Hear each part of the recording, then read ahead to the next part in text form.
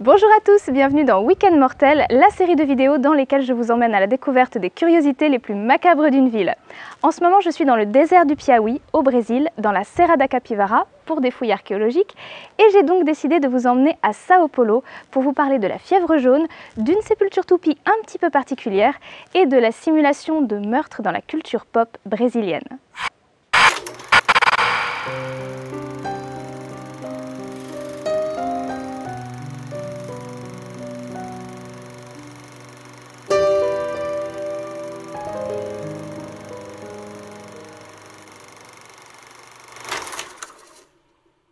Je commence ce voyage par une visite de la cathédrale de la Sé, chef-d'œuvre de style néo-gothique qui a été fondée en 1591.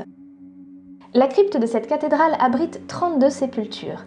Parmi elles reposent tous les évêques, archevêques et cardinaux de Sao Paulo, morts depuis 1748. Un seul défunt n'est pas un ancien religieux, il s'agit de l'Indien Tibirissa. Tibirissa était un important leader indigène du groupe des Tupiniquim. Pour vous situer la chose, les Tupiniquim font partie de la grande famille des Tupi-Guarani.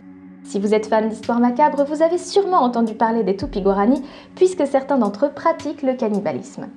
Les Tupiniquim occupaient le littoral du sud du Brésil à l'emplacement des actuels états de Bahia, Espírito Santo, Rio de Janeiro et Sao Paulo. Le chef Tibirissa a rejoint le camp portugais au point de se battre contre les Indiens en 1562 lors de leur assaut de la ville de Sao Paulo. Il est alors devenu un symbole de la christianisation des populations locales et a donc mérité sa sépulture dans la cathédrale. En ce moment, le Brésil lutte contre la propagation de la fièvre jaune.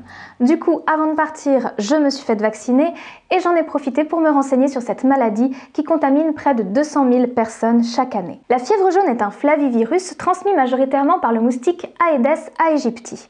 Sa forme moderne serait apparue il y a 1500 ou 3000 ans en Afrique, mais c'est dans le Yucatan que l'on recense la toute première épidémie connue dans les années 1650. De nos jours, le taux de mortalité en cas de contraction de la maladie est très variable et oscille entre 20 et 60% en fonction de la rapidité et de la qualité des soins prodigués aux patients. Mais la fièvre jaune reste une maladie difficile à traiter car il n'existe pas de médicaments. Il faut donc avoir recours à des transfusions sanguines. Contre la fièvre jaune, la vaccination reste donc conseillée et elle est d'ailleurs largement pratiquée puisque le vaccin 17D230 est l'un des vaccins ayant eu le plus de succès avec près de 540 millions de doses vendues depuis sa création. Il s'agit d'un vaccin vivant atténué, c'est-à-dire qu'il contient l'agent infectieux de la fièvre jaune vivant. Pour cette raison, son injection vous provoquera presque toujours des fièvres et des céphalées. À cause du caractère vivant du vaccin, des effets secondaires graves ont été enregistrés après son injection. Le vaccin peut alors déclencher les mêmes symptômes que la maladie elle-même, à savoir des insuffisances hépatiques et rénales aiguës et des hémorragies digestives qui peuvent être létales. Au Brésil, la criminalité est relativement élevée. En 2016, le pays totalisait à lui seul près de 10% des assassinats perpétrés dans le monde. Parmi les villes brésiliennes les plus dangereuses, le Conseil pour la sécurité publique compte Belém et Fortaleza, mais curieusement ne mentionne ni Rio de Janeiro ni Sao Paulo. Si ces deux villes sont exclues du classement, ce n'est pas parce qu'elles ne sont pas dangereuses. C'est tout simplement parce que l'inventaire ne prend en considération que les morts par homicide volontaire. Le problème, c'est bien évidemment que l'homicide volontaire n'est pas le plus grand danger pour le citoyen lambda ou pour le touriste.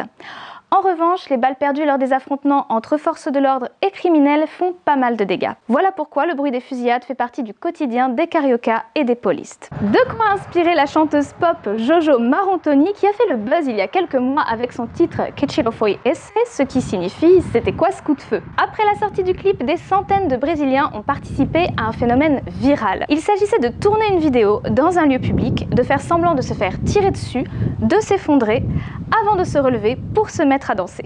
Second degré et joie de vivre, les deux qualités brésiliennes pour se jouer de la mort.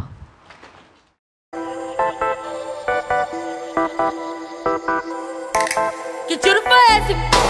Que tiro foi esse? Que tal um arraso? Que tiro foi esse? Que tiro foi esse? Que tal um arraso?